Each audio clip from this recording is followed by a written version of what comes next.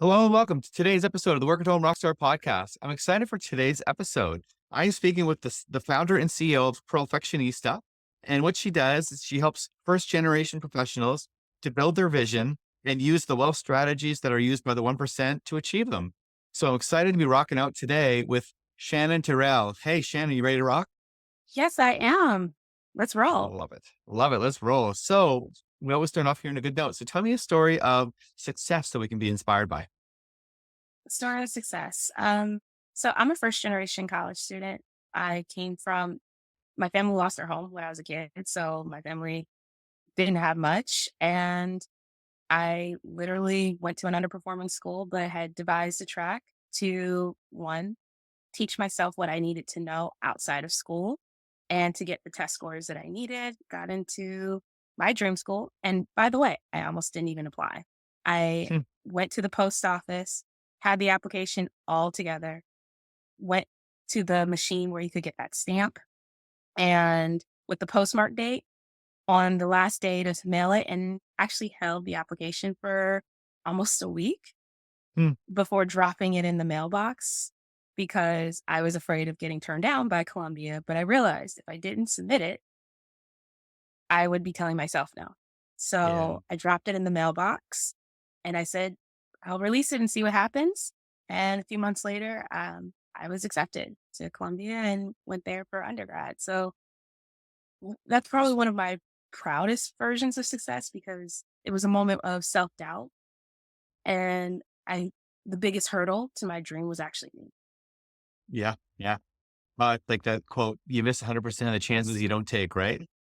100%. Yep. So along with the good notes though, and the things that go well, there are some things that don't go well. There are some mistakes that we make along the way, some bad notes. So I'm wondering, can you share with us something that didn't go as planned and how you recovered from it? Yeah. So, the road to hell is paved with good intentions. Mm. And one of the things that I made a huge mistake on was I was the person who, I saved, I followed basically all the rules about finance, except I have one issue. I had poor boundaries with my family and I was overgiving. And one of the things that I ultimately had to do was learn to say no. And then, in addition to learning to say no, deal with the repercussions of that because people are used to you behaving one way and then you change and they have to adapt. And I had to navigate those relationships. Now, fortunately, they've since improved. But the biggest change was I had to realize that I couldn't expect them to change. I had to make the change myself and then give them space to adjust, which is hard when people are used to seeing you in one light. And by doing that, though, it created room for them to adjust to the new me and for those relationships to heal. Very brave of you. It's very, very difficult to do that for sure. It, You know? yeah, it was. I'll admit to a lot of tears in the Yeah. process. Yeah. And I think, and unfortunately, I mean, there are very few families, I guess, or situations that are going to have like none of that type of struggle when you're trying to go after some big dream of yours, right? You know, it's just, it is what it is, right? I think it's more common than people talk about, Hmm. and I I think that systemically in life we experience this. We experience it in our personal relationships to those, the small micro relationships extend everywhere. You see it in relationships to employers. You might have an expectation of an employer and they can't meet it, or vice versa. They have expectations of you that aren't fair. We see it in larger areas of society. So forming healthy boundaries with myself as well as with others and navigating those and still creating space for others in that process. And it's also sometimes knowing when to move on. Um, and pull back. It's a dance, but Yeah. it's a dance that we're all navigating. Well, and I think so in my experience anyway, and the experience of the people around me is that at some point something's got to give, right? So, whether you're going to get, some sort of nervous breakdown, if it goes that far, or whether you just needed some time, whether you just need to say no for, some personal anxiety reasons or whatever it is, something happens eventually. Yes. And, but I think the struggle or the difficulty is that it's almost like people in your life require that breakdown in order for them to take you seriously. Otherwise, like if you were to just upfront say, no, this is what I have these plans made, or this is what I'm doing. I'm not going to help you with whatever it is that, I'm sorry, but here's what I can do instead. Instead of doing all that stuff up front, you know, they might get upset about that.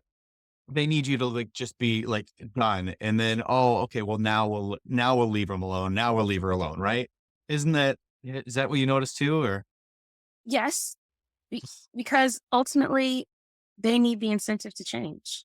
mm, And the only way they're going to change is to know that you're serious. And the thing yeah, is, the only way for you to know that you're serious is to know, wait, if I don't make this change, I won't exist.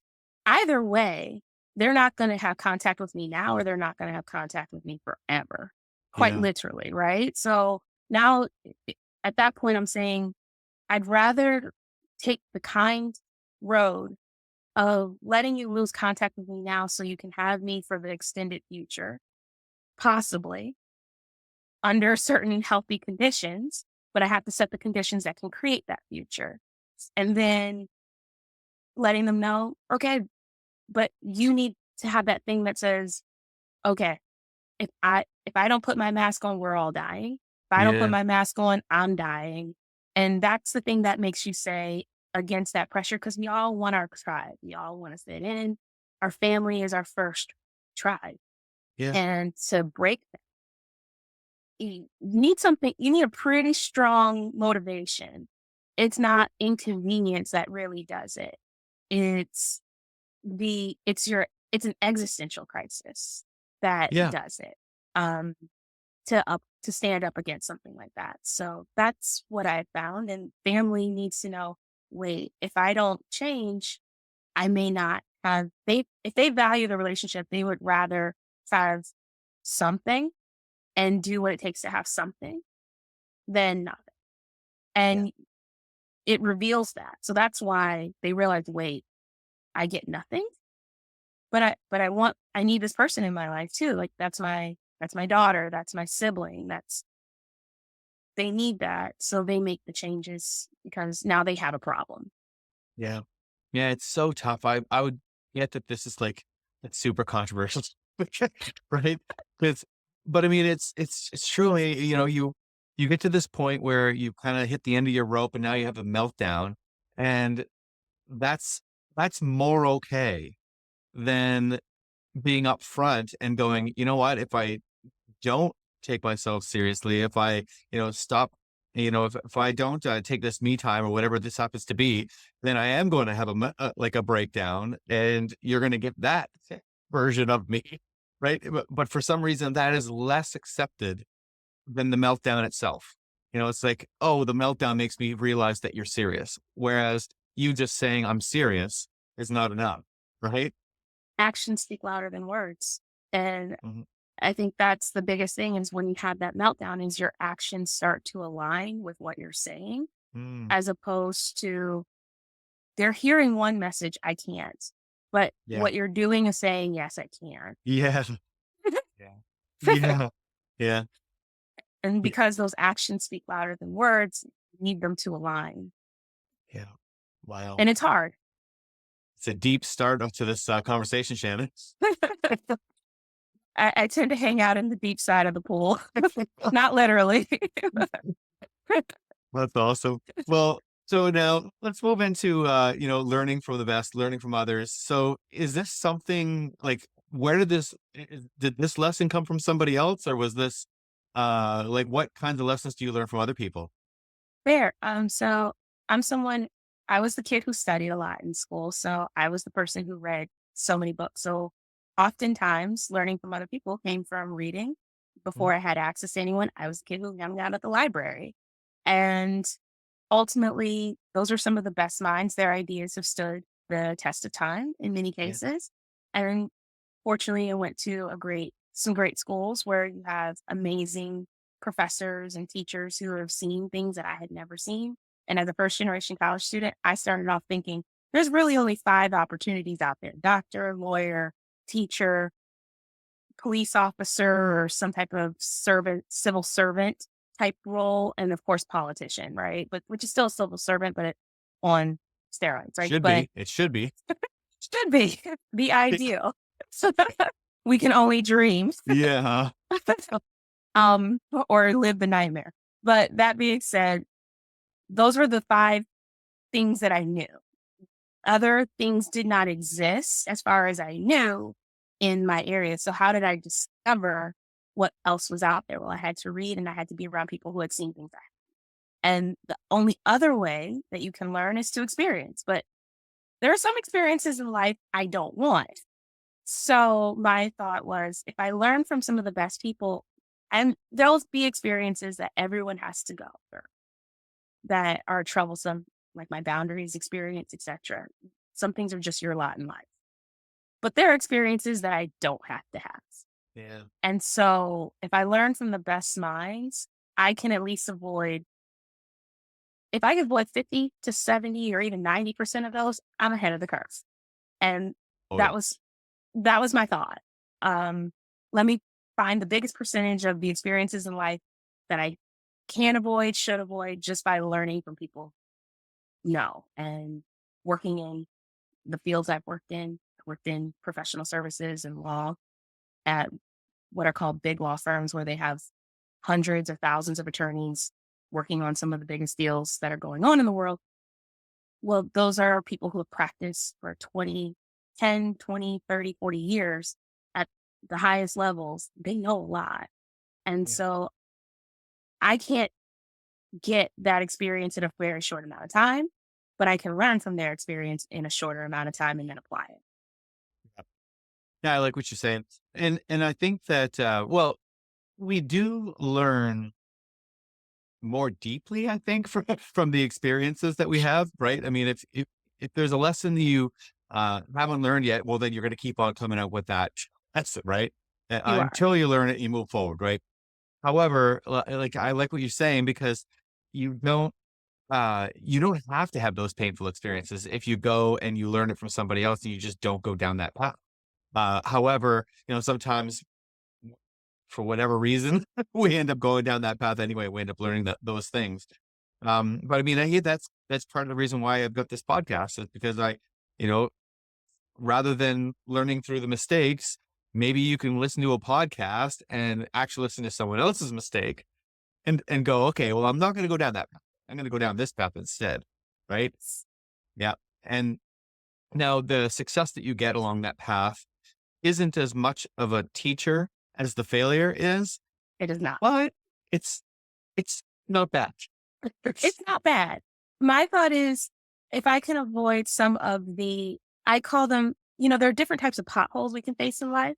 Mhm. Some potholes are cliffs, Yeah, and, you know, you might be the lucky person who catches the rope that hooks onto you and you can climb back up. Or you're the person who falls in just the right way and you catch yourself. yeah, You might be that person. My thought is, okay, we're all going to hit our bumps. We're going to take our lumps. And there are some cliffs we all have to dive from and just leap of faith, right? yeah, And those are experiences. I just didn't want to voluntarily yeah, jump the cliff, go cliff jump. yep, That wasn't my thing. yep. It's to I each hear their you. own. And it is a deep lesson when you do. But my thing is like, okay, if I take a cliff that the chances are of not surviving are really, really high, do I really want to make the bet that I'm going to be the one that does? Versus I take the cliff where it's a coin toss. I might be willing to make that. Yeah, yeah. It's true. There's so many avoidable mistakes that you can make. Now, hey, I think that probably part of the human experience is that you're going to make a mistake either way. Right? Yes. So, even on that path of like learning and doing all the things that you think you're supposed to be doing, you're still going to be making mistakes. But why Yes. not take that path instead of the one that you clearly are going to be making bigger mistakes? Right? And that's my Like thing. it. Exactly. That is my thing. It's not that you're not going to make a mistake. It's not that you're not going to, have those failures. Like it Hmm. looks on the Time magazine version as if people who are successful just had this straight elevator ride up. That's the Yeah. resume version. But if you really have a conversation with them, you'll find out, no, we took a lump here. We took a lump here. Matter of fact, we almost crashed out at this point, but they were aiming up Yeah. versus the mistakes where you're actually aiming down. You don't even realize your intention is to drown. It's like the pilot. Sometimes they use their equipment and they can't realize when they're flying upside down. So Yeah. they are actually angling their plane to crash because they're disoriented. I look Yeah. at wisdom from mentors, people who've been there, their experiences as guidance on what aiming upward actually looks like, particularly if you're struggling with finding out what's real and what's true.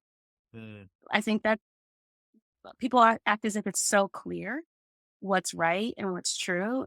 And it isn't always. It's not always No. obvious. No, exactly. We see things from our own perspective, and sometimes that can be very different than the perspective of somebody else. Yeah. It is. Well, if you're disoriented, what's up? What's left? Well, What's right? yeah, and I think that that's more prominent nowadays. And my theory on the reason why that is because of things like social media that connects groups that are unlikely to have been connected in the past. Like when I was growing up, there were certain groups that I just wouldn't come in contact with. It's just, I'd be around my tribe, the people that are around me, and that, everybody sort of thinks around the same and they're, all that kind of stuff. And then, to all of a sudden be on social media or be in this world where now we're in contact with everybody all at once, for people that think exactly the opposite to what we think. Right? And that's kinda like Yes. it blows your mind a little bit. You're just like, "Whoa, well, I don't even understand." Like, can't even get myself into a place where I understand where this person's coming from. But to them, they think the exact same thing about you. Right. And their lived experience is so different from yours. Mhm. And for me, I moved around a lot. My family wasn't military, but after my dad's identity was stolen. That's why my family went homeless when I was a kid. Oh, And wow. so he became an IT contractor. So we would move to where his contracts were. So for me, I had the benefit of always moving and learning different perspectives because everywhere Yeah. I went, there was a different perspective. And I'm the kid who grew up, my mom was a housewife. And so she oriented us a lot. But those experiences, other kids, they were raised by television and Yeah. whatever television said and told them was the ideal. And the way we thought was our experiences were completely different. Their moms loved them, but their moms just they couldn't be there in that regard. My mom, I could ask my mom questions and learn to navigate through that orienting experience, but not everyone has that. No. But does it make their experience any less true? No. What it means is they may not necessarily understand what's creating that experience. Yep. And that's how you change the lens. Yeah, well, awareness is the first step. That, Oh, what the way you see things might not necessarily be the way other people say. I'm not even gonna say the word best because because I mean that even that is such an objective term. Like, right. And thing is, even with the best, there's still truths. I think that's the thing that people forget when they might be right about their side of things. There's still truths to be found on the other side of things. mhm, And there are circumstances that are perfectly honest and reasonable that impact that. Now, the question is how do you equip that person to navigate even under the truth of that situation? That's where the awareness is. It's not to deny your reality. Awareness is to be informed about how you can navigate the world that you're existing and potentially choose a different one. I think that's the most powerful thing right there is that we do have the power to change and think that that's it's not as hmm, accepted. I don't think that whole idea of people will say, well, it's just the way I am. It's just the way I am. That's just the way and that's not necessarily true. I mean, we have countless stories of people that have turned their lives around, right? Yes. And I mean, a lot of those Mhm. people will say that they turn their lives around when they hit some sort of rock bottom. Yes. And that tends to be it's pretty much exactly what we talked about earlier, right? You get to that meltdown point and then you make a change, right? That but technically any point, if you're not liking the direction you're going, you can change. And is it easy? No, No. probably not. But but you can. It is possible as humans. So, are you going to go all the way down to the end of the road before you turn around? Or you could just decide right now, okay, I'm going to turn around. I think people have to realize that they have the power to make that choice as Mhm. opposed to saying, well, I'm from a generation that this is the truth. Well, Yeah. I mean, okay, do you like the results you're getting? Yes. If you're quote, maybe you're not the best driver. Are you telling me you can't go to driver school? You can't practice driving to learn how to drive better? Well, Yeah. yeah, I am a bad driver, right? Do I have to always be a bad driver? Well, what about my life? If I treat my life like I'm driving a car, then do I not go anywhere because I drive? At that point, well, maybe I'll take an Uber. There are other options. I can find someone, I can outsource it, or I can do it myself. And that part to me is the powerful part of agency is saying, okay, this is what I can do, this is what I can't do. And maybe what I can't do will change over time if I do what I can. Mhm. And I think some people also discount the fact that, well, I can't make big changes. You and everybody else. What all the people that they look up to as superpowered human beings just started with something really, really small and then just did that one thing until they could do something else. Yep. Well, and I think that probably has something to do with the whole rock bottom situation. Because when you do get to a point where you're rock bottom, you start to build yourself back up, one little thing at a time. And I think that that's probably uh, the issue is that people think that they need to make these big, big changes overnight. Maybe they come into this realization that, oh, my lifestyle is not what I want. This is not what I need. And then they try to change everything all at once and it just doesn't work. Right. It's too So much. it's too much. And we're not even wired that way. We're creatures of habit. So to try to change 5 bits of the same, or even two big ones at the same time, even one big one at the same time. It's a matter of like breaking that right down into these small little pieces and then doing that. And that's okay when you've hit the rock bottom because now you're just like anything I do is going to be better than where I'm at right now. Uh, you know, And I agree. And it's like when you hit that rock bottom and anything that you can do is better than now, you hit this point of acceptance. You Mhm. accept your flaws because you're like, well, this is what it is. You acknowledge what they are, you're aware of them. And then you're saying, well, I can do this one thing better. And then you see what doing that one thing better yields. And it's like, hold on, wait, now I have a little bit of momentum. Yeah. And then I do another thing better. And all of a sudden you start feeling better. And then ultimately, after a while, that tide changes. And the same way that unfortunately falling and failure is exponential, so is rising. It's an Yeah. exponential trajectory. So Yeah. It's momentum. Yeah. it is. It's physics, and people haven't really learned those lessons as much in school as they used to. I remember underperforming high school. I had a physics professor who just gave us four charts that looked different and said we should be able to figure out which one is distance, which one is frequency.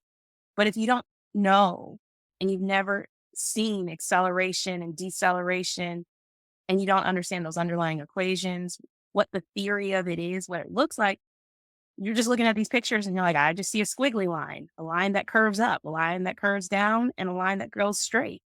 What's what? I mean, each one has a distance. How do I Mhm. measure it, right? So people also have to get to the point where they have enough of a basis to understand where they are to and then know how to navigate up. Yeah. So how do you surround yourself? Like, let's talk about the band a little bit. And like, who do Yes. you surround yourself with? And how do you choose them? So I'm someone who fortunately my friends are I found my tribe. through what I was doing. So as I was doing things that were meaningful to me, learning for me, one of those was going back to school and joining groups like Forte Foundations, MBA Launch, and MLT's program for helping first generation college students get into and learn how to go to graduate school. Mhm. I found my tribe by joining organizations that were aligned with what I was doing and people who were part of those, and met some of my best friends that way. I met some at work. So part of me is finding what I'm doing. One of my one of the people who I consider a mentor, and I just love his work. What he essentially is a CEO who turned around a company that would have gone through Chapter 7 bankruptcy.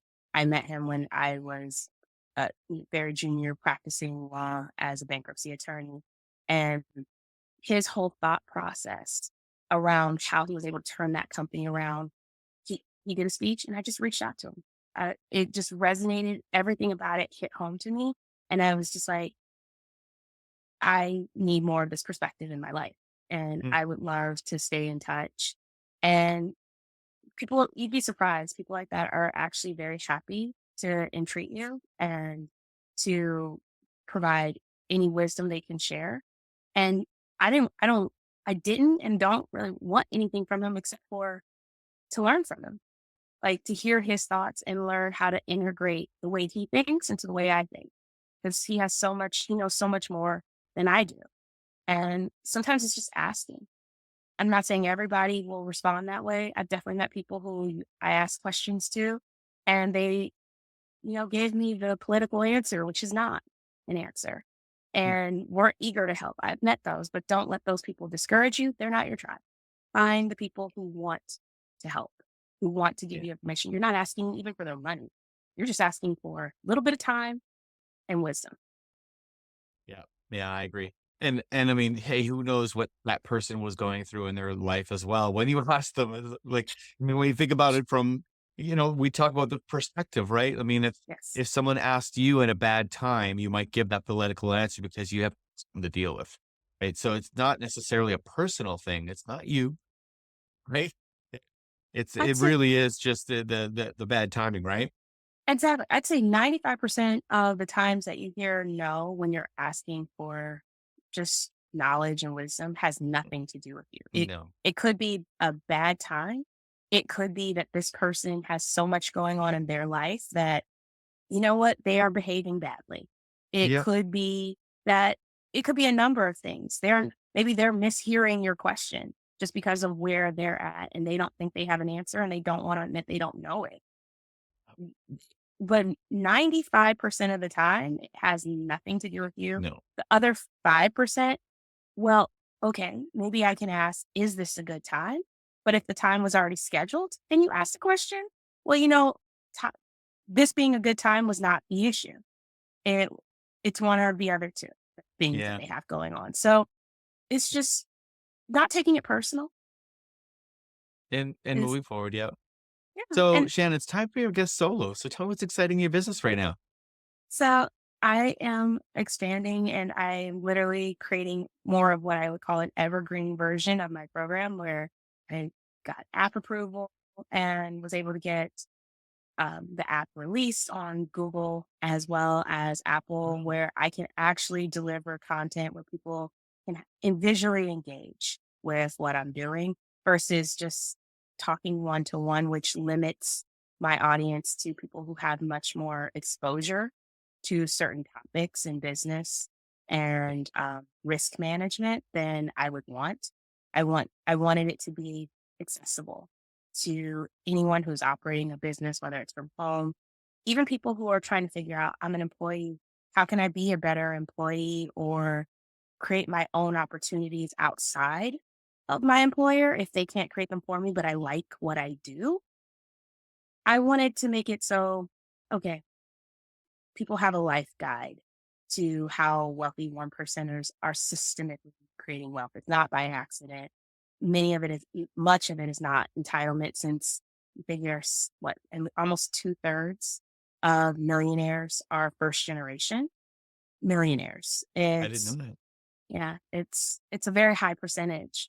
Most people are not inheriting it. Now, billionaires, that's a different story, but for millionaires, it's majority of people are creating it. And hilarious enough, majority of people, unfortunately, who create wealth lose it by Mm, the so during their life, then the second generation, and then almost definitely by the third.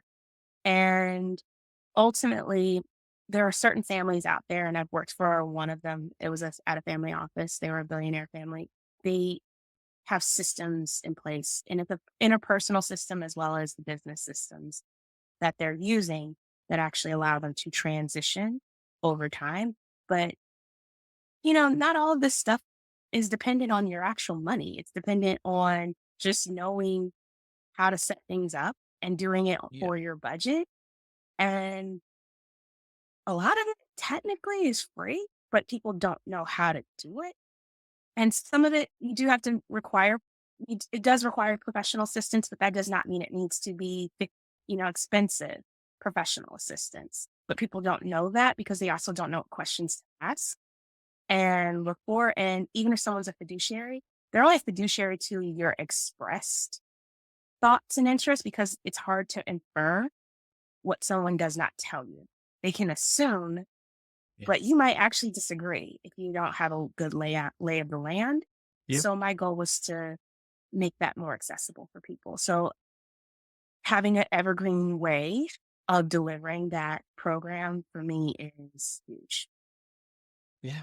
Wow, that's awesome. So, how do we find out more?